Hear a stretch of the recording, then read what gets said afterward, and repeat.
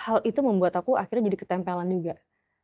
Saat di syuting tuh? Selama Saat di proses lokasi syuting ternyata syuting? memang Selama proses syuting, selama jadi proses kamu syuting tuh mendalami itu aku tuh mendalami dan ternyata memang ada yang lama-lama makin mengikuti dan menempeli karena gitu. kamu energi udah maksudnya ibaratnya kamu sedang menurunkan energi nih kan ibaratnya untuk Bukan menurunkan doang, tapi aku juga membuka iya, pintu yang betul. ternyata aku tidak sadari membuka pintu ke mereka dan pikiran aku gampang dimanipulasi.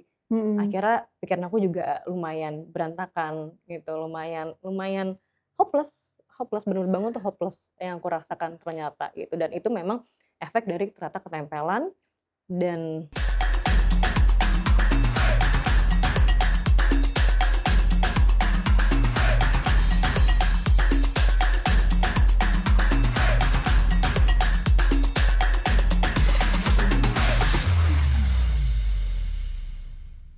Hai, kembali bersama saya Hira Syahir di Hierarchy Insight. Bagaimana kita bisa melihat perubahan data menjadi insight. Dan hari ini masih tetap membahas mengenai Hotel Sakura. Dan kali ini aku udah kedatangan bintang utamanya di Hotel Sakura. Di sini ada Clara Bernadette.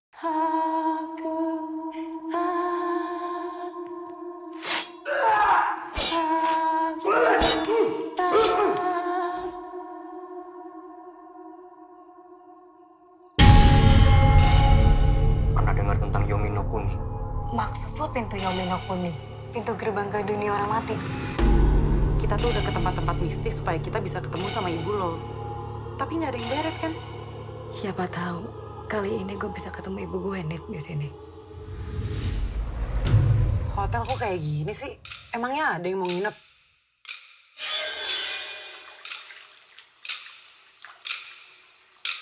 Sarah,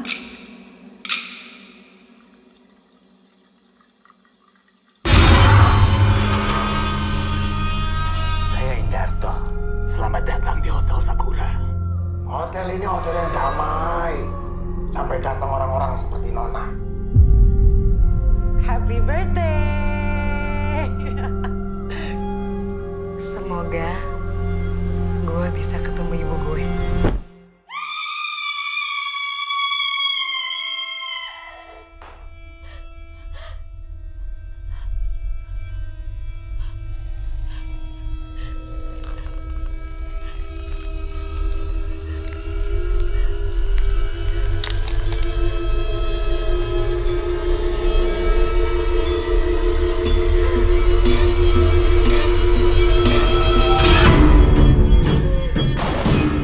Di hotel ini memang banyak penghuninya, tapi nggak ada yang jahat. Kecuali Castro.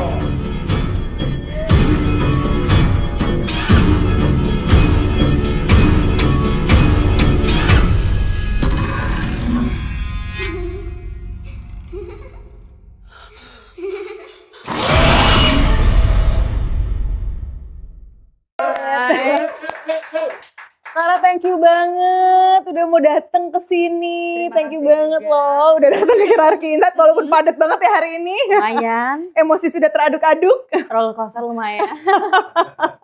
Kali ini kita mau ngaduk-aduk lagi atau gimana nih sekarang? Kita akan lihat menjadi apa ya. Iya bener ya, kita lihat ya Iya. flow-nya kemana nih. Aduh. Betul. Clara, ceritain dulu dong sedikit Oke. tentang Clara. Gimana sih asal muasalnya sampai Clara akhirnya masuk di dunia perfilman? Oke, sebenarnya bisa dibilang awal mulanya dari My Mom.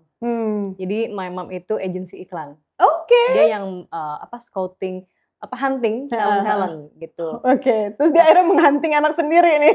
Iya, biasa anaknya selalu didorong-dorong untuk ikutan. Iya, Tapi iya, dulu, jadi aku 3 bersaudara. Mm-mm. Aku anak tengah, kakak, aku punya kakak dan punya adik, cewek semua. Dulu tuh yang tampil lebih ke kakak sama my dad. Papa aku dan kakakku tuh model iklan Oke. gitu. Dan waktu aku kecil tuh aku cuma liatin doang, nontonin mereka iklan gimana, syuting iklan gimana gitu. Sempet ngebantuin, bukan ngebantuin, ikutan proses iklan waktu kecil, tapi kayak cuman minorol aja yang kayak cuman jadi temen-temen sekolah gitu. Itu cuma sekali 2 kali gitu. Terus disuruh casting malah nggak mau buat iklan lagi karena kayaknya belum sepede itu waktu kecil untuk tampil di depan kamera, nggak sepede kakak lah waktu kecil gitu, belum mau banget. Tapi sampai gede akhirnya tawaran casting itu terus muncul. Kakak udah nggak ikutan lagi di iklan-iklan malahan, malah aku yang ditawarin Malah, mulu. Terus pas sekolah sempet disuruh casting, tapi mut-mutan yang kayak dateng tuh bener-bener yang formalitas datang aja karena buat mamaku gitu Yes, kan. yes. Terus Masih jiwa muda lah ya, iya, masih belum tahu mau ngapain sih, udah deh ikutin aja. masih nggak mau ke situ. Terus pas kuliah, mamaku udah nggak agensi iklan lagi, tapi tawaran itu masih muncul.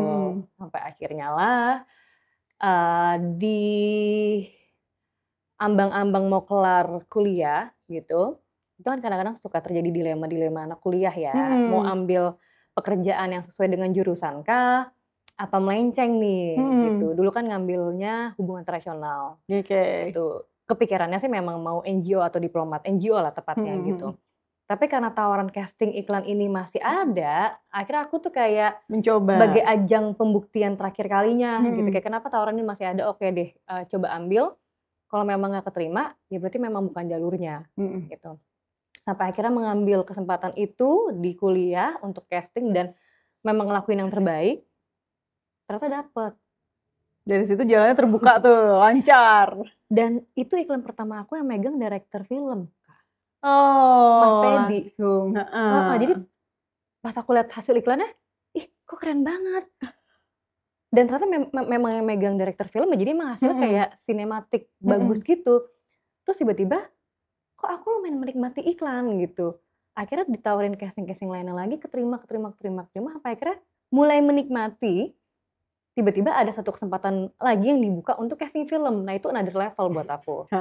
Karena maksud aku beda kan soal iklan film ya. Beda. Tadinya cuma buat ajang pembuktian, ajang penentuan memang di sini apa enggak. Tiba-tiba ditawarin casting film tuh level dan babak yang baru buat aku gitu ya. Tapi akhirnya aku iyain karena lagi-lagi nggak mau apa ya.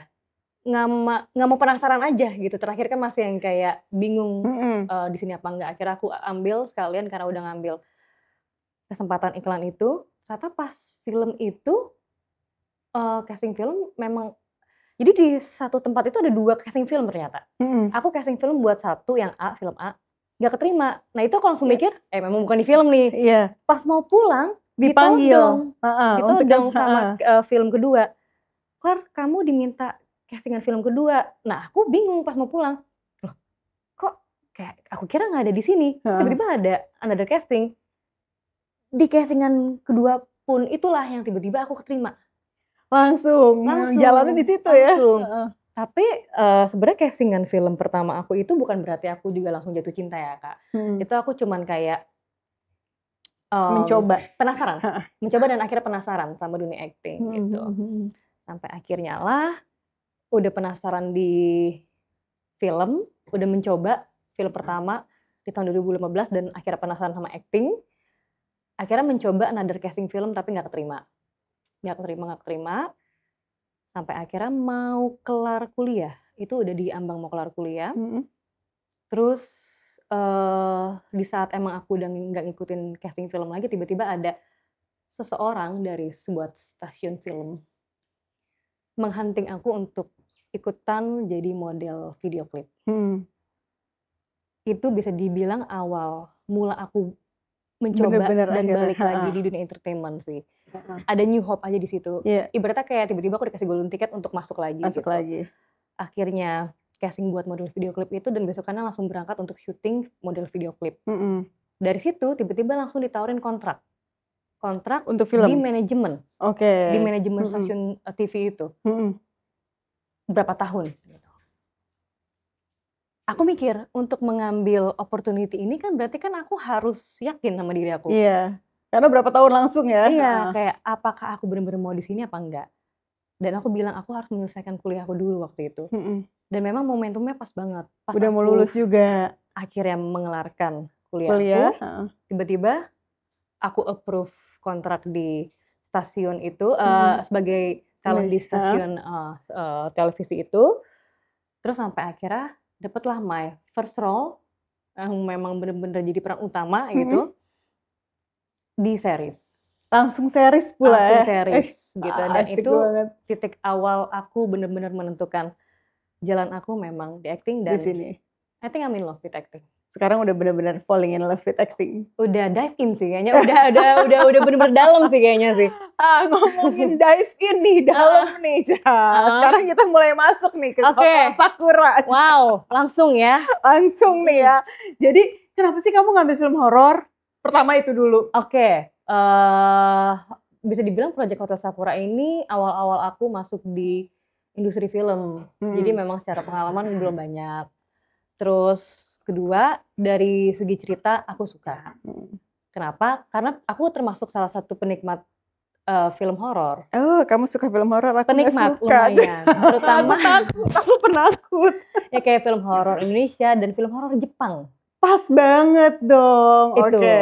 Jadi pas aku tiba-tiba baca sinopsis Hotel Sakura, aku tuh ngerasa gayanya itu memang gaya-gaya klasik film horor di 90-an.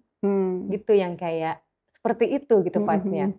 Tapi yang aku suka cerita keseluruhan dari Hotel Sakura ini tuh more than dari horor aku bilang, karena is psychological horror ya. Yes. Kita ngomongin banyak banget sisi-sisi emosional yang dikulik di cerita Hotel Sakura ini. Plus karakter aku yang aku ngerasa challenging banget sih.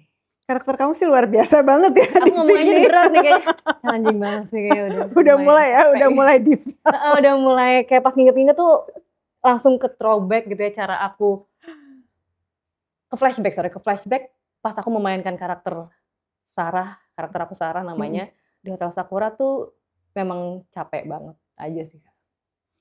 Boleh cerita nggak tuh persiapan kamu menjadi Sarah? Oh, cukup singkat ya. Tanpa reading ya, luar biasa nggak sih? Tanpa reading tapi gila menjiwainya itu loh. Tanpa reading aku juga lumayan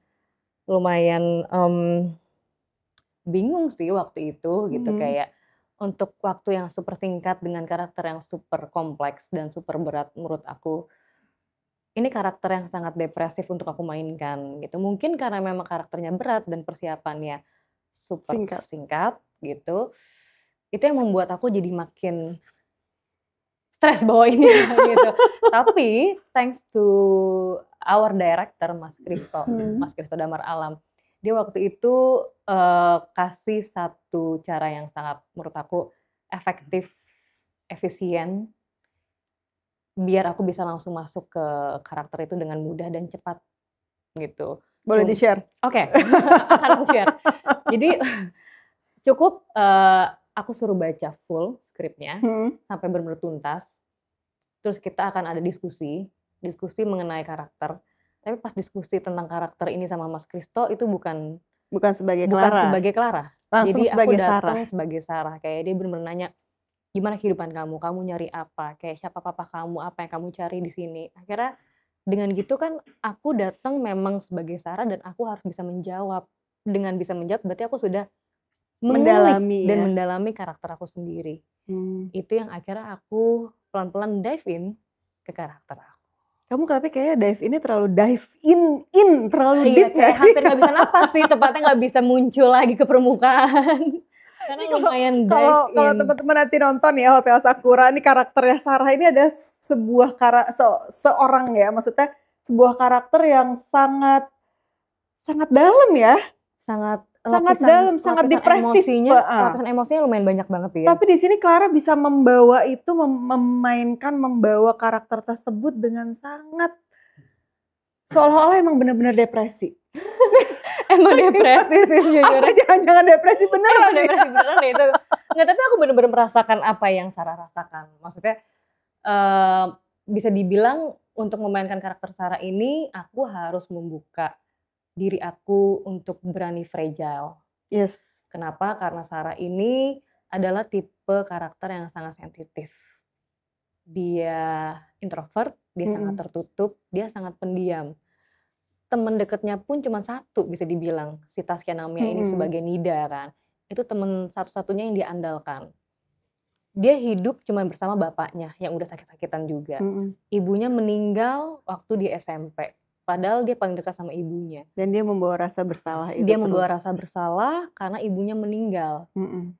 Gitu waktu itu. Dan waktu ibunya meninggal, itu lagi ada kesenjangan yang terjadi sama Sarah dan ibunya.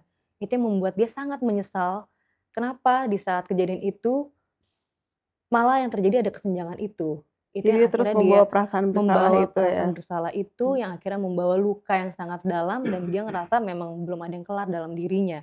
Itu yang membuat dia makin deep, makin dark, makin makin terkukung dengan Mhm. emosi-emosi yang dia pendam selama itu, selama ini gitu. Mhm.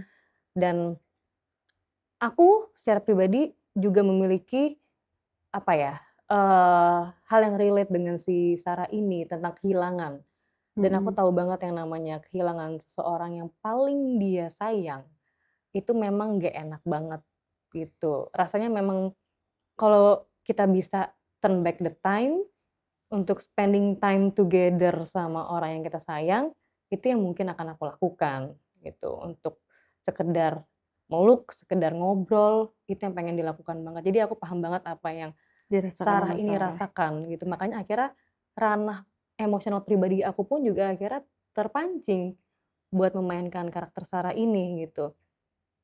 Dan itu yang membuka diri aku untuk jadi rentan, ikutan fragile bersama dengan karakter Sarah ini. Tapi somehow itu yang membuat aku juga sayang sama karakter ini, bener-bener sayang banget sama karakter ini karena ini Kamu karakter saking yang sayangnya pilu, kayaknya kamu saking sayangnya sama Sarah kayaknya sampai menyatu banget ya. menyatu, bener-bener mungkin aku bisa ngerasa Sarah yang take over diri aku gitu. Aku losing myself jadinya karena aku drown into it Iya. gitu. I'm Yes, losing yes, I myself think so, for this. iya, iya, karena bener-bener luar biasa. Acting Mhm. kamu di sini luar biasa sekali. Oh. Nggak berasa acting, Iya, nggak berasa acting. Jadi kayak bener-bener iya. ya it's just you gitu Iya, loh. iya. Apa challenge terbesar saat memerankan menjadi seorang Sarah?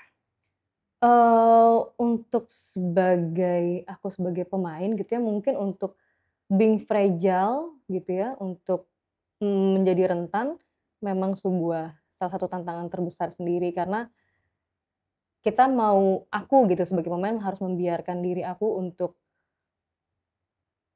membuka kerentanan itu, membuka lapisan-lapisan emosi yang tidak menyenangkan, Mhm. luka, kehilangan, rindu, marah, kesal, penyesalan, itu kan emosi-emosi yang sebagai manusia biasa kalau bisa kita pendam dan kita tamengi diri kita untuk tidak terlihat di permukaan. Tapi untuk memainkan karakter Sarah ini aku harus Mau nggak mau harus dikeluarin. ikhlas untuk membuka semua itu gitu, untuk mencapai titik level sedalam itu emosinya. Jadi itu salah satu tantangan terbesar aku, selain memang tidak ada reading ya. Luar biasa Itu, itu ya. heeh. Clara, ini kamu di sini ya sebagai Sarah ya, kamu memainkan peran seseorang dengan very low energy lah ibaratnya, ya nggak sih? Maksudnya seseorang yang depresi, penuh dengan rasa bersalah, dengan semua luka dan kepahitan hidupnya gitu ya. Kamu di sini lagi kita kalau ngomongin mental health itu kamu ibaratnya lagi di low energy banget nih, low frekuensi, low energy, bener-bener low banget nih.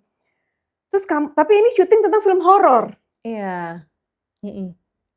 Apa yang terjadi di sana? Karena aku membiarkan kerentanan itu gitu ya, memang itu yang gimana pun juga kerentanan itu kan membuat pikiran juga jadi nggak sehat. Of course kamu lagi very low nih ibaratnya. I feel very hopeless. Saat itu padahal kamu lagi syuting ya ibaratnya. Iya, I feel very hopeless karena aku benar-benar merasakan apa yang dirasakan Sarah. Sarah memang hopeless, dia fragile. Dia nggak ada tujuan hidup selain mencari sosok ibunya, untuk berkomunikasi lagi dengan sosok ibunya, Itu tujuan dan goals hidup dia, nggak ada lagi. Gitu. Jadi kalau dia nggak mencapai titik itu, dia nggak tahu mau ngapain. Segitu feeling guilty-nya dia yang membuat dia akhirnya gampang dimanipulasi oleh hal-hal di luar sana, which is arwah. Gitu. Kita mau ngomongin ada energi lain di luar sini. Kalau kita nggak protect our minds, kan itu yang diambil. Aset yang paling terbesar manusia kan emang otak gitu, pikiran. Kita nggak protect itu ya kita gampang dimanipulasi oleh hal-hal seperti itu. Itu yang membuat aku memang waktu selama syuting, I feel hopeless, I feel depressive, I feel so low. Aku bahkan benar-benar merasakan apa yang Sarah rasakan. Adegan yang aku mainkan selama syuting, itu benar kebawa sampai di kehidupan nyata. nggak bisa Setelah tidur. syutingnya. Oh, ini during the During shooting the time shooting ya? dan after the shooting. Karena itu lumayan membuat aku jadi traumatis dan depresif juga after syutingan ini gitu. Gitu.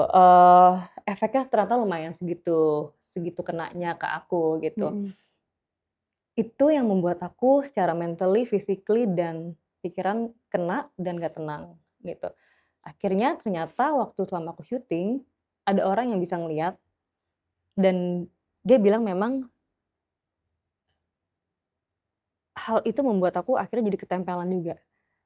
Saat di syuting tuh? Selama Saat di proses lokasi syuting ternyata syuting? memang Selama proses syuting? selama Jadi proses kamu syuting tuh mendalami itu aku tuh mendalami dan ternyata memang ada yang lama-lama makin mengikuti dan menempeli karena gitu. kamu energi udah, maksudnya ibaratnya kamu sedang menurunkan energi nih kan ibaratnya untuk Bukan menurunkan doang, tapi aku juga membuka Iya, pintu betul. yang ternyata aku tidak sadari membuka pintu ke mereka dan pikiran aku gampang dimanipulasi. Akhirnya pikiran aku juga lumayan berantakan gitu, lumayan hopeless, bener-bener bangun tuh hopeless yang aku rasakan ternyata gitu. Dan itu memang efek dari ternyata ketempelan dan sampai akhirnya dibantu sama beberapa orang, 8 orang kurang lebih untuk mendoakan aku. Boleh ceritain nggak ceritanya gimana tuh saat maksudnya ketempelan tuh bener-bener apakah selama waktu itu kamu down atau memang ada satu momen di mana kamu bereaksi yang Jadi selama proses syuting, aku nggak tahu kenapa lumayan gampang memainkan karakter Sarah gitu. Padahal effortless banget?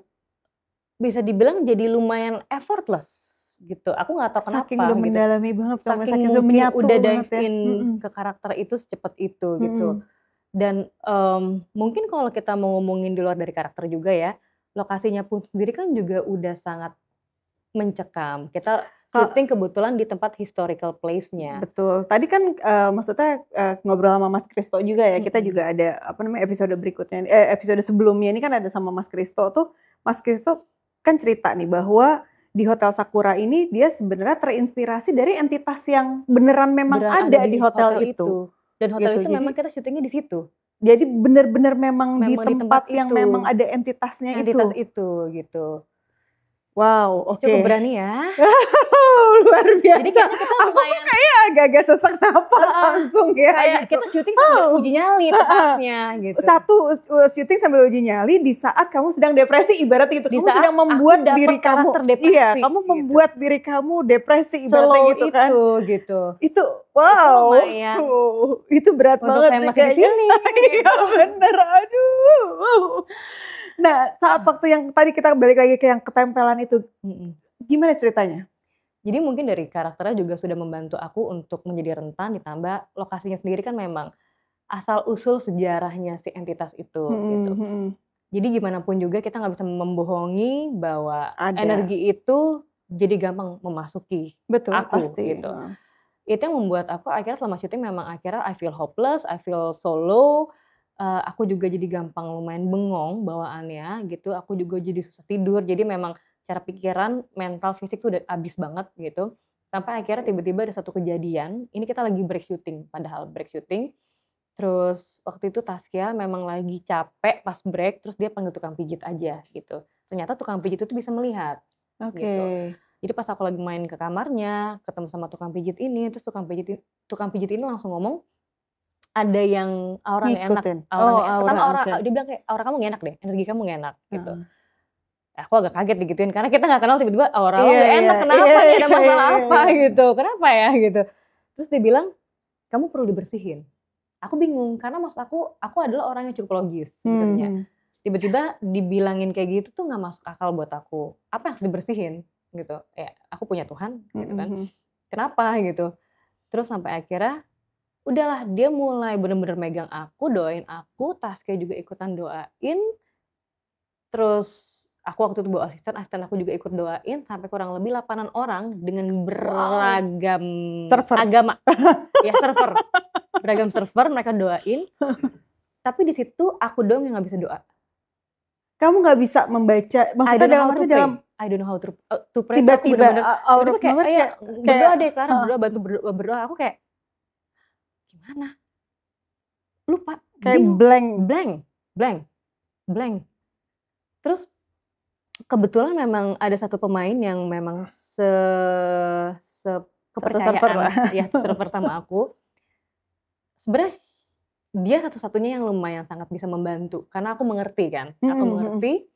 Akhirnya di saat mereka semua mendoakan gitu ya, yang terjadi adalah ini aku baru pertama kali merasakan yang namanya gejala pas didoain tuh badan semuanya dingin, tiba-tiba di dalamnya anget. Jadi kayak ada AC gitu ya yang lagi nyorotin di ujung tangan sama ujung kaki, tapi dalamnya anget gitu, dalamnya anget kayak udah mulai pelan-pelan anget gitu. Terus tiba-tiba aku merasakan yang namanya emotional apa ya, Turbulence. mix emosional, maksudnya yang kayak apa, emosi aku ke-mix gitu. Tiba-tiba aku ngerasa kayak pengen nangis, tapi pengen marah juga, pengen ketawa, nyampur semua. Jadi akhirnya aku bener-bener tiba-tiba ketawa sambil nangis pas lagi didoain itu. Dan orang-orang yang ngedoain aku itu mereka mual-mual. Mereka mual-mual, ada yang ke toilet, buang air, ada yang muntah-muntah, ada yang mual-mual.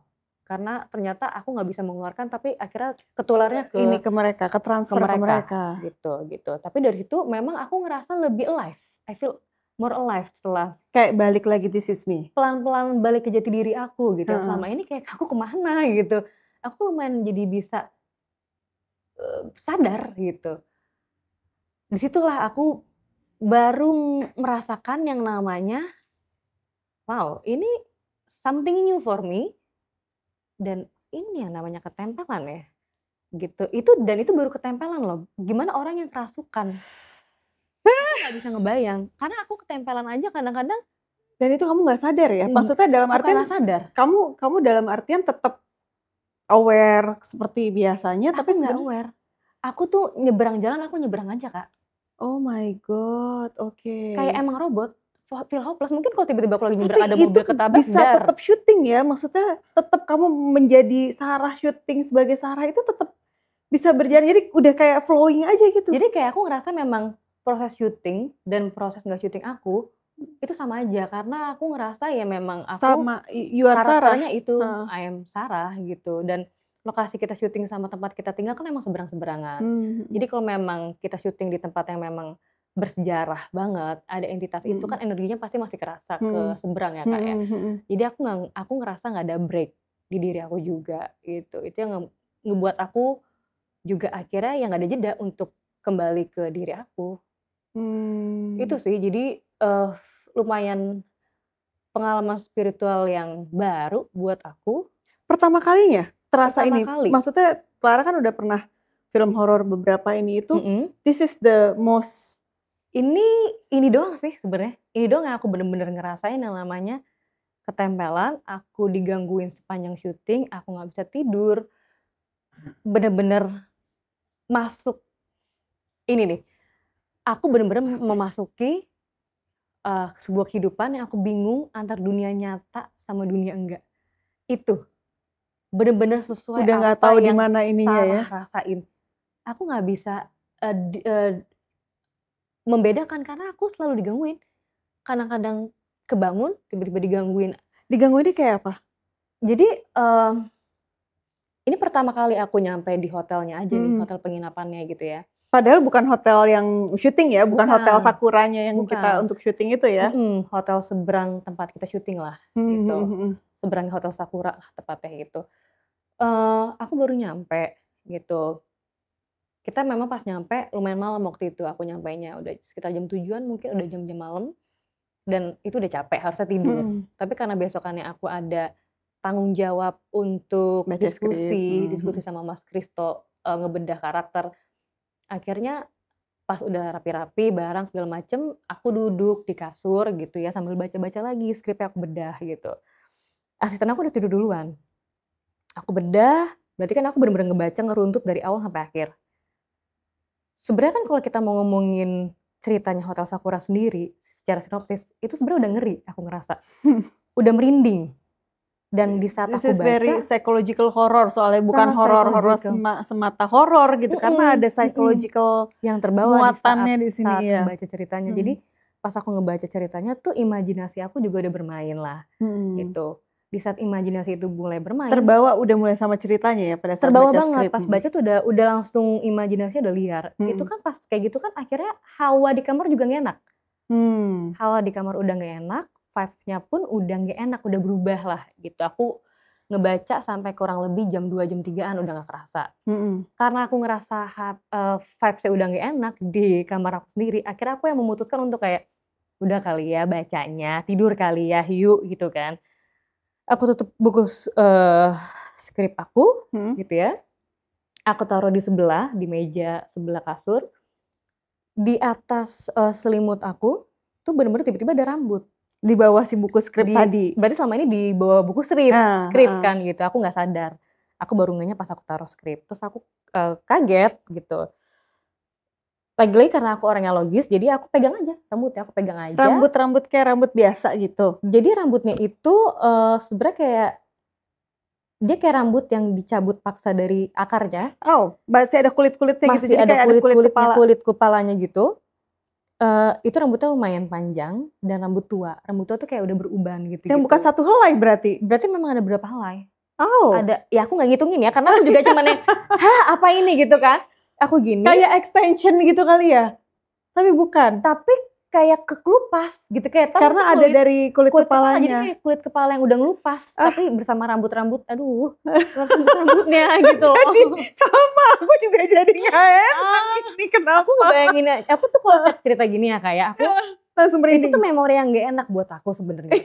Aduh maaf ya. Memori yang kita harus kulik-kulik lagi. Gak apa-apa, tapi ya I will share it juga. Karena ini pengalaman yang aku juga gak nyangka aku bisa merasakan aja dan karena kamu selama ini nggak pernah, maksud are you a sensitive person gitu yang memang selalu dapat sesuatu, melihat sesuatu atau merasakan sesuatu, mendengar sesuatu? Sebenarnya waktu kecil aku lumayan sering digangguin beberapa kali sampai sekolah, sampai aku lumayan sensitif lah. Tapi karena aku lebih cenderung ke logika, jadi kadang-kadang itu tuh yang ngebuat aku jadi kayak apa sih gitu loh.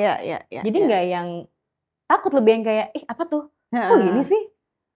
Gitu. Tapi maksudnya setelah itu nggak pernah diganggu dengan sesuatu yang nyata gitu, kayak rambut yang kayak gitu gini misalnya. Sih baru ya. Saat gitu.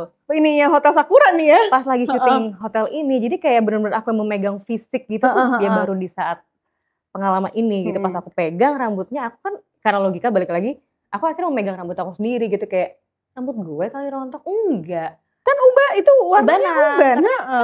Refleksnya rambut gue kali rontok gitu kan, tapi pas dipegang dan aku menyadari rambut aku pendek waktu itu kan, karakter aku rambutnya pendek betul. Dan aku juga gak ubanan gitu, jadi aku langsung gitu loh, apa nih gitu. Terus abis itu aku langsung sadar, kayaknya gue harus ambil lagi tuh rambut. Buat apa? Buat laporan ke hotel kantor kotor. Kalau orang logik ini kan, gak bisa nih kantor kotor nih. Iya, ini ada rambut bukti gitu kan. Tapi pas aku mau ngambil bukti itu, aku ngelongok ke bawah lantai. Lantai itu persis kayak, ya maksudnya marmer gini lah, harusnya kelihatan kalau rambut. Iya. Itu hilang. Gak ada? Hilang. Itu aku gak masuk ke bawah kolong. Aku cari, aku begini, aku sampai turun dari kasur, aku giniin. Itu gue gak ada takut-takut ya. Aku gak ada takut-takut untuk kayak tiba-tiba hello, tiba-tiba ketemu hantu, enggak. Karena emang aku udah saking logiknya ke situ gitu. Itu gue yang merinding sih. Gitu. Aku kayak karakter di film-film horor yang kalau ada bunyi kayaknya aku samperin nih. Tipenya emang gitu. Jadi kayak akhirnya aku cari nggak ada, aku baru merinding. Itu aku baru merinding. Baru di situ baru kayak apa? Kok ada? Tadi nggak ada loh pas datang. Jelas-jelas nyampe kasur kan kalau ceritanya memang ada kotoran, aku duduk di kasurnya kan kelihatan rambutnya. Betul. Tapi kenapa pas aku lagi baca skrip aku taruh malah muncul? Berarti gimana munculnya gitu kan? Jadi kan banyak pertanyaan-pertanyaan yang muncul. Itu aku gak bisa tidur abis itu. Setsuko rambutnya panjang loh. Ini Setsuko ini. Tapi hitam loh, rambutnya udah dicat. Oh iya udah dicat. Jadi kayak bukan dia ya. Tapi di film masih tetap ubanan dia. Oh gitu ya? Kayaknya. Oke, next lanjut. Ini menghilangkan ketegangan. Sebenarnya gue agak-agak udah mulai merinding, gue takut. Tangan aku dingin lagi sih tepatnya. Enggak AC kayaknya. Logika lagi. Terus, jadi sebenarnya malam pertama aja udah kayak gitu. Itu malam pertama lu baru nyampe banget. Padahal besoknya maksudnya lagi baca skrip. Berarti belum mulai syuting sama sekali ya? Memang bener-bener baru nyampe. Biasanya kalau kita syuting itu H-2 sebelum syuting lah. Biar besokannya adaptasi dulu, baru lusanya syuting. Jadi udah kayak welcomingnya rambut gitu. Tapi mau kenalan berarti ya? Gak mau sih aku sebenarnya. dianya yang mau kenalan sama Ah. lo. Cukup di situ ya. Udah cukup di situ gitu. Nah dari situ hawa kamar memang jadi gak enak. Padahal ini pun bukan, maksudnya ini hotel yang bukan di tempat syuting ya, hotelnya seberangan ya, tapi ya Seberangan. maksudnya berdekatan kan. Berdekatan tetap. Dan ternyata kan memang ternyata kamar aku itu harusnya kamarnya Taskenamnya. Dia sensitif juga Kak. Oke. Jadi dia pas nyampe di hotel itu dia udah nyampe duluan. Pas Dia ngeliat langsung kamar minta pindah. aku, dia pindah. Dia nggak mau di kamar aku. Nyebelinnya tuh orang nggak bilang.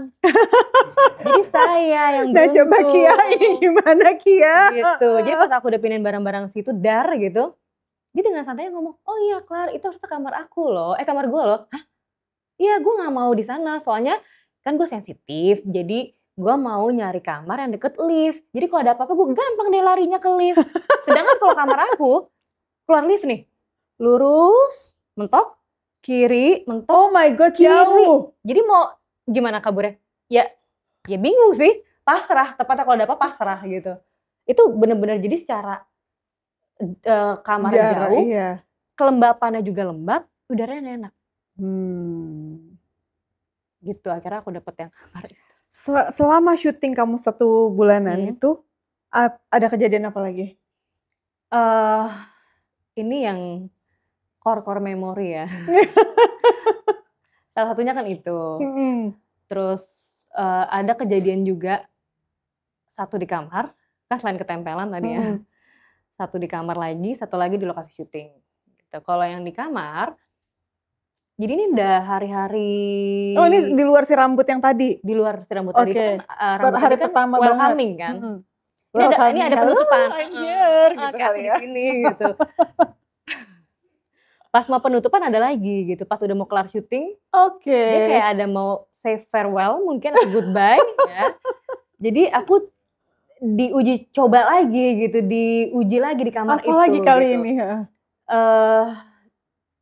Itu kan kalau dari terakhir syuting kan energi udah makin Capek banget lalu, dan lu bukan hanya capek fisik masalahnya, mental kena dan banget semuanya ini. kan. Jadi hari-hari terakhir itu aku udah bilang ke Taskia lah kayak, Ki ke kamar gue dong main-main, gue udah gak bisa tidur gitu. Please nginep aja. Terus dia awalnya gak mau, tapi aku ajak ngobrol sampai pagi. Buat nahan-nahan Jebak ya. kan, jebakan gitu. Memang aku satu kamar tuh bareng asisten. Tapi gak tahu kenapa aku pengen lebih rame lagi aja. Karena aku gak pernah bisa tidur gitu. Jadi aku butuh. Selama 1 bulan itu kamu gak bisa tidur? Selama 1 bulanan itu aku kebangun tidur lah. Bangun, gitu. tidurnya gak bisa bablas Gak gitu bisa ya, cukup, benar-benar. gak bisa cukup Tapi bener-bener. pada saat kamu kebangun itu gak ada kejadian-kejadian aneh? Maksudnya kamu kebangun terus kamu merasa takut atau apa? Energinya gak enak, merinding terus. Energinya gak enak dan merinding terus. Gitu. Nah sampai akhirnya di yang lumayan gong ini adalah akhirnya dia nginep, Taskia nginep. Kita ada twin bed kan, kasur buat asisten aku sama kasur buat aku. Aku bilang, Ki di kasur gue aja untuk tidur bareng gitu kan. Nggak mau Clar, gue mau di kasurnya asisten lo aja. Ah kenapa gitu? Nggak apa-apa gitu kan. Itu udah aneh tuh, dia nggak mau satu kasur sama aku. Intinya dia tiba-tiba nggak mau tidur di kasur aku, dia ketiduran di kasurnya asistennya aku. Akhirnya mereka ngobrol-ngobrol. Nah di saat mereka ngobrol ada kesempatan aku untuk tidur karena aku selama ini nggak bisa tidur kan. Jadi pas ada orang minimal melek, kamu ngerasa ada orang gitu orang. kan, jadi you don't feel alone. Nah itu akhirnya aku tidur nyebelinnya aku kebangun lagi. Again di jam 3-an. Selalu itu? Selalu jam-jam segitu. Selalu jam-jam segitu. Sama Sarah ya? Iya ya. Iya, bener kan? sama Sarah dong. Udah agak-agak lupa. Ini ngomongin Sarah atau ngomongin Clara nih? Satu sama kayaknya, emang udah gak bisa dibedain waktu itu sih Kak, kayaknya udah gak bisa. Aku udah gak bisa membedakan lagi sih gitu. Kebangun di jam segitu dan langsung seger. Bener-bener kayak orang dibangunin gitu loh Kak. Jadi langsung Tapi kayak udah tidur 8 jam gitu? Enggak, aku kayak rasa tidur cuma baru 30 menit, apa 30 detik ledar gitu. Bangun, langsung seger, bawaannya memang masih capek, tapi ya melek aja, melek seger gitu. Taskia sama asisten udah tidur? Kan masih jam 3. Iya. Masih tidur, tidurnya enak banget tuh kan jam-jam segitu kan. Tidurnya enak banget. Tiba-tiba aku ngerasa, ya ini masih jam begini aku pengen tidurin lagi dong. Aku baru mau tidurin lagi. Tiba-tiba tau gak aku denger suara. Aku denger suara ibaratnya kayak ada AC bocor gitu ya, Hmm. AC bocor tapi di bawahnya ada ember. Air netes gitu. Iya, jadi kayak bunyinya agak gema, kayak Heeh.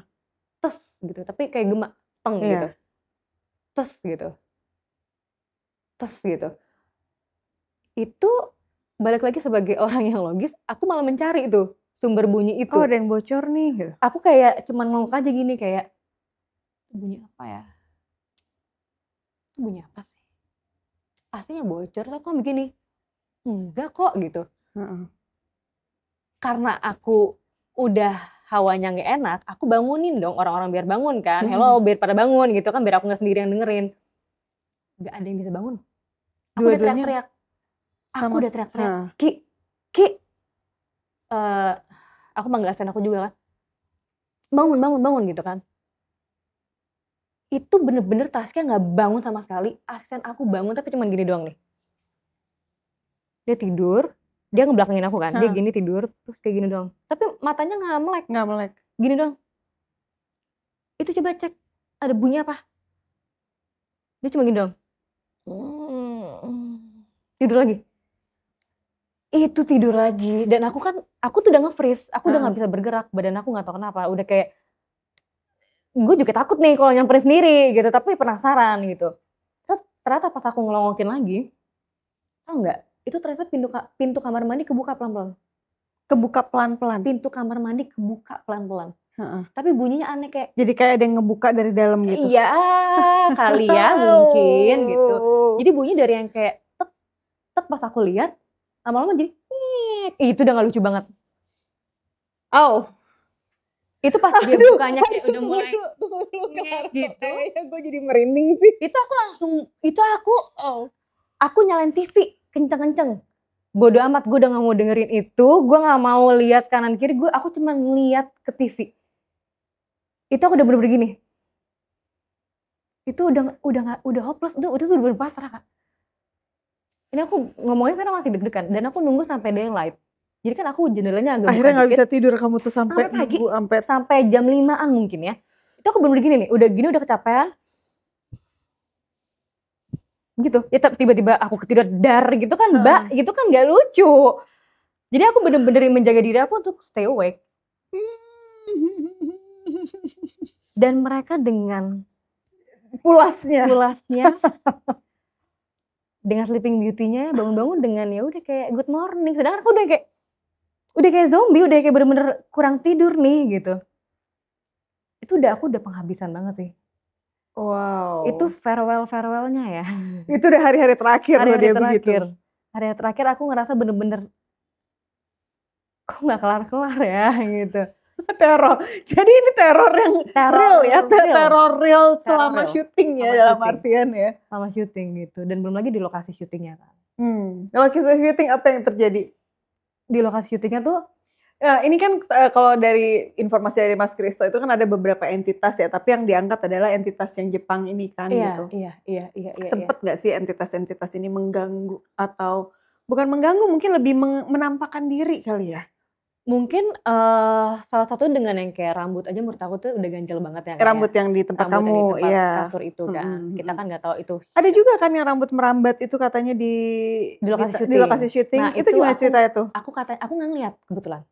Aku gak ngeliat bagian itu. Jadi kayak kita masing-masing dikasih porsi yang berbeda ya. Kalau aku dikasih semua kayaknya kesan.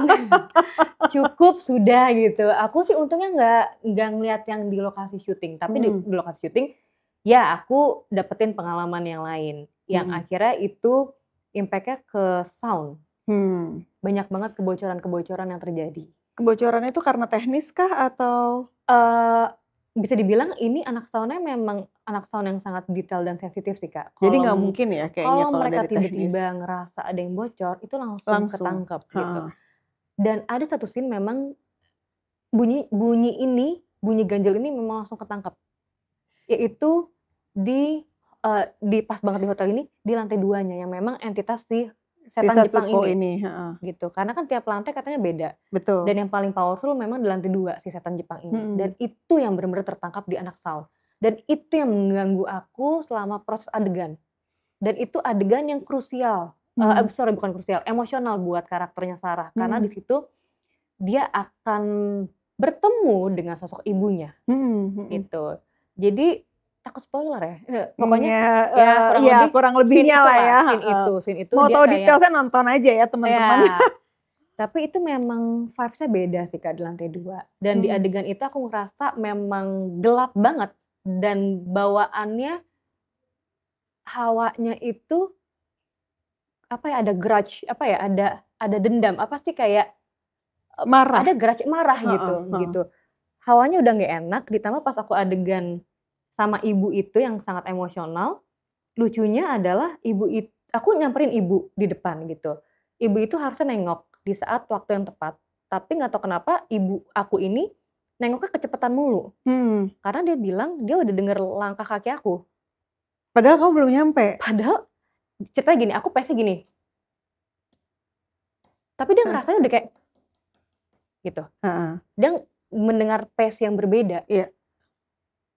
Dan di anak sound, itu aku sampai dipanggil sama anak sound. Harus sini dia dengerin. Itu ada tapak kaki basah, dia denger. Sedangkan aku di situ kan nggak basah. Nggak basah. Gitu. Tapi memang katanya di situ di hotel itu ada entitas hantu yang badannya basah. Gitu. Tapi ada ininya nggak? Maksudnya ada bekasnya. bekas basah gitu? Bekasnya sih aku nggak ingat ya. Tapi aku cuma merasakan energinya dan itu ketangkap di sound dan itu ketangkap di karakter ibu aku gitu. Dan itu akhirnya juga ngebuat adegan itu jadi di-take berkali-kali karena hal teknis itu gitu. Diganggu lagi sama si tapak basah itu. Si tapak basah itu karena ibu aku selalu kebingungan jadinya ini gimana sih? Kapan baliknya? Gimana karena aku udah dengernya kamu udah nyampe mulu gitu. Sampai akhirnya dia dipancing dari sudut mana? Karena itu pengambilan tuh lumayan luas Kak. Satu hall yang gelap banget, kalau kamu inget tuh ada scene itu. Satu hall yang gelap banget. Yang di lobi bawah tuh. Bukan lantai 2 ya? Iya. Itu kan pengambilan kameranya memang seluas itu. Jadi gak boleh ada orang di sekitaran kita. Dan emang semua orang di belakang. Seorang di belakang dan akhirnya itu ngebuat pengadegannya susah. Karena dia harus merasakan dan mendengar sendiri. Gitu. Jadi pancingnya jadi lumayan susah untuk adegan itu. Gitu, dengan shot yang seperti itu. Dan itu yang ngebuat akhirnya ternyata pas di post pro, beberapa sound yang ganjel yang nggak ketangkep pas lagi syuting itu akhirnya baru kedengarannya pas lagi post pro. Banyak banget kebocoran yang bukan kebocoran teknis ya, berarti maksudnya ini kebocoran yang di luar di luar logika gitu, nggak bisa, doesn't make sense ya. Baru muncul pas lagi editing. Dan itu tahu nggak Kak, itu gara-gara itu aku akhirnya dipanggil lagi buat dubbing. Orang biasa dubbing 1-2 line ya. Aku 80% dari film ini luar biasa, saking bocornya gara-gara digangguin terus ya. Bocornya ternyata. Aku tuh sampai kayak mau kesel juga nggak bisa karena aku tahu nggak bisa nyalain, bukan salah gimana. Teknis soalnya. Iya gitu. Aku juga cuma bilang kayak kok bisa sih bocor. Tapi pas aku dengerin dan aku dubbing, ya I know prosesnya gimana. Jadi aku nggak bisa marah juga. Tapi keselnya ada gitu kayak. Kesel aja kayak. Ini tuh jadi kayak dipermainkan banget produksi ini kita gitu sama hal-hal goib itu. Iya. Itu tadi nggak jadi kepikiran gue, si tapak basah tadi itu sebelum hari terakhir berarti kan? Itu iya hari-hari syuting terakhir. Apa jangan-jangan dia yang di kamar mandi lo? Soalnya kan suara-suara netes. Oh iya, aduh. Aduh maaf ya Kak. Aku gak kepikiran loh. Gue lagi mikir ini soalnya kan air sama air nih. Aduh. Iya juga ya, apa dia lagi kayak rambutnya gitu ya. Aku jadi ngebayangin. Goodbye. Gak mau. Farewell. Aduh tapi bener sih Kak, masa aku buat promoin film ini tuh juga sebenarnya lumayan berat mengorek memori itu lagi. Dan gara-gara film Hotel Sakura ini aku kalau mau jujur-jujuran ya aku tuh gak mau ngambil film horor lagi. Aku lumayan traumatis. Karena benar-benar horor banget karena aslinya. Karena benar-benar pengalaman aku, pengalaman yang sangat bikin trauma banget gitu, traumatis banget gitu. Cukup buat aku setelah syuting kan lumayan agak depres juga kan. Maksudnya hawa itu masih ke bawah gitu. Tapi cara kamu mengeluarkan itu akhirnya gimana? Akhirnya kan perlu waktu berapa lama sampai kamu benar-benar ngerasa oke, I'm back, I'm Clara, I'm not Sarah. Itu mungkin butuh waktu yang cukup lama ya Kak ya, mungkin sebulanan, 2 bulanan gitu. Wow. Ya sebulanan kali ya. Tapi ternyata jadi abis dari film Hotel Sakura ini, aku memang langsung dikasih tawaran film horor lagi. Itu aku definisi bener-bener gak mau, aku bilang tolak. Karena kamu trauma Karena banget aku ya trauma banget dengan gitu. kehororan saat syuting gitu Horor ya. syuting gitu. Aku ngerasa kok syuting film horor gini banget ya gitu. Aku kira semua film horor, syuting film horor akan kayak gini gitu. Tapi waktu itu nextnya aku langsung ditawarin ada karakter yang memang berani dan logika banget. Sangat logis. berbeda dengan si Sarah Sangat yang berbeda dengan depresi Sarah dan ini. sebenarnya sangat aku. Oke. Itu yang akhirnya ngebuat aku gimana pun juga harus break. Ini aku harus break matahin nih. Iya, aku harus iya, matahin iya. hal-hal lagi nih. Aku harus matahin bahwa Kalau nggak terjebak kamu nanti kalau aku terjebak di bener, karakter itu, bener. dan aku juga membatasi diri aku sebagai aktor untuk mencoba genre horor lagi. Aku nggak mau dong, gitu kan. Aku mau terus eksplorasi karakter itu kan, mau dari horor, mau dari genre apapun. Aku nggak mau terbatasi gara-gara pengalaman itu. Itu akhirnya aku yang bener-bener ngeberanin diri Kak untuk ngambil karakter baru di genre yang sama, gitu. Dan karena aku berani break itu yang membuat aku akhirnya balik lagi. Aku nggak ada pengalaman kayak gini. Gak ada, selama Gak ada maksudnya pengalaman syuting film horor-horor lain gak ada Gak pengalaman sehoror Hotel Sakura ini? Gak ada. Wow. Dan maksud aku si Hotel Sakura ini bukan cukup apa ya, bisa dibilang ini cukup membuat aku jadi sangat belajar. Ini kan pengalaman spiritual aku pertama kali ya mengalami hal kayak gini. Ini yang membuat aku akhirnya jadi melek untuk disadarin bahwa kita memang harus menjaga our mind and our soul aja. Gitu, karena itu kan pintu utama kita untuk dimanipulasi gitu. Dan aku yakin mau karakter apapun, kalau kitanya rentan pasti bisa dimasukin kok, nggak harus genre horor, betul. Nggak harus depresif. Kalau kita nggak protect our soul and our mind, pasti kita akan gampang dimanipulasi. Itu yang aku pelajarin jadinya. Aku jadi pembelajaran lah. Buat luar biasa ya. Kamu 1 bulanan ada ya kemarin ya saat syuting? Sebulanan. Ya sebulanan. Itu lumayan berat berarti. Banget sih. Banget sih. Lumayan cukup challenging dan lumayan memorable sih Kak buat aku. Apa yang membuat menurut Clara nih ya, apa sih bedanya Hotel Sakura dengan film-film horor lainnya?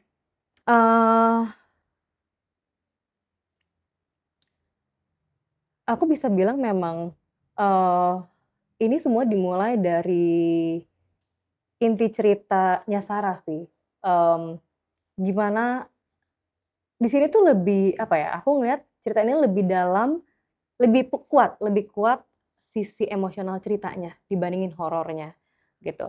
Karena sisi emosionalnya Sarah tentang kehilangan, tentang penyesalan, tentang kerinduan sama ibunya, tentang luka itu yang membuat dia akhirnya membuka pintu supranatural. Itu yang membuat film ini bergenre horor. Sebenarnya inti ceritanya adalah lebih Sarah. ke kehilangan. Kehilangan dan hopeless mungkin ya. Kehilangan dan hopeless gitu. Tentang penyesalan yang berlarut-larut lah. Yang membuat Sarah ini akhirnya jadi sesat gitu. Aku suka aja konsep dan inti ceritanya. Juga ditambah dengan karakternya yang menantang untuk aku gitu. Ceritanya suka, pengalaman syutingnya nggak suka? Cukup sekali sih. Disuruh bikin Hotel Sakura 2 mau? Di tempat yang sama? Kayaknya Tasya aja ya. Kayaknya Tasya aja deh. Kayaknya agak-agak traumatis. Aku gak mau uji nyali lagi sih tepatnya, udah cukup. Uji nyalinya ya, karena yang mungkin membuat beda itu adalah kita mengangkat dari entitas nyata ya. Maksudnya dalam arti real entity yang akhirnya memang ada dibuat di tempat cerita. situ. Iya, tapi memang entitasnya itu ada di tempat itu ya, sehingga ya begitulah. Sehingga aku yang takut. Sebenarnya gini sih Kak, aku juga ngerasain, maksudnya yang jadi karakter ini kan si Cindy ya. Yang menarik adalah film ini tuh walaupun dia jadi hantu gitu ya, tapi kan dia ada background ceritanya tentang kehilangan juga. Sebenarnya si karakter Setsuko ini kan tentang kehilangan juga, dan itu Betul. yang Sarah alami Yes, gitu. yes. Sebenarnya itu menariknya dari cerita ini sih. Selain memang ada pesan moral, ada cerita sisi emosional yang bisa diangkat, aku juga melihat percampuran budaya ini yang menarik, Jepang dan Indonesia. Yang menarik banget Dengan untuk background yang diangkat. sama tentang kehilangan. Tentang Dua-duanya kehilangan dengan tentang era yang berbeda Betul. gitu kan, tentang sejarah kita Iya. sendiri, tentang ya perjuangan di tahun 45 yang pas Jepang ada di Indonesia. Jadi ini yang membuat cerita Hotel Sakura menarik untuk ditonton. Aduh, aku ngobrol sama kamu jadi ikutan merinding tau gak nih? Jadi dari tadi ngomonginnya kayak agak-agak gimana gitu. Aku udah sampai Aduh. energi aku udah beneran low sih. Clara, thank you banget udah mau share tentang Hotel Sakura, tentang Clara. Thank you banget Clara. Ada yang mau disampaikan nggak ke teman-teman Hierarchy Insight, ke kamera di sini? Mungkin ada pesan-pesan dari Clara tentang Hotel Sakura, tentang apapun, tentang kehilangan, tentang depresi atau tentang apapun. Oke. Kalau dari aku, kalau menurut aku gitu ya, hal yang bisa diambil dari film ini gitu, lebih mungkin sebuah pesan reflektif tentang orang yang kita sayangi gitu. Kadang-kadang kan kita suka nggak punya waktu ya untuk menyempatkan waktu untuk orang yang kita sayangi. Betul. Tapi di saat orang itu nggak ada, kita baru ada waktu. Baru ada, ya, baru bisa kasih waktu di saat itu semua terlambat. Kalau menurut aku, jangan sampai terlambat dan jangan sampai menyesal selagi kita bisa meluangkan waktu untuk orang-orang yang kita sayang, mau keluarga, mau kerabat, mau teman dekat. Luanginlah waktu, itu yang paling berharga sih menurut aku. Jangan sampai seperti Sarah yang menyesal dan penyesalan itu jadi berlarut-larut dan akhirnya menjadi sebuah petaka buat dia gitu. Dan semoga sih penonton bisa merasakan apa yang Sarah rasakan, karena menurut aku ini cukup relate dengan banyak orang tentang kehilangan, tentang penyesalan, tentang luka yang belum bisa disembuhkan gitu. Dan semoga ya bisa menikmati filmnya di tanggal 10 Juli nanti di seluruh bioskop Indonesia. Thank you Clara, thank you so much, makasih banget ya. Teman-teman jangan lupa yang mau melihat atau mau menyaksikan langsung Sarah itu seperti apa sih, jangan lupa tonton Hotel Sakura tanggal 10 Juli 2025 di bioskop-bioskop kesayangan Anda. Sampai jumpa semuanya, terima kasih. Oh my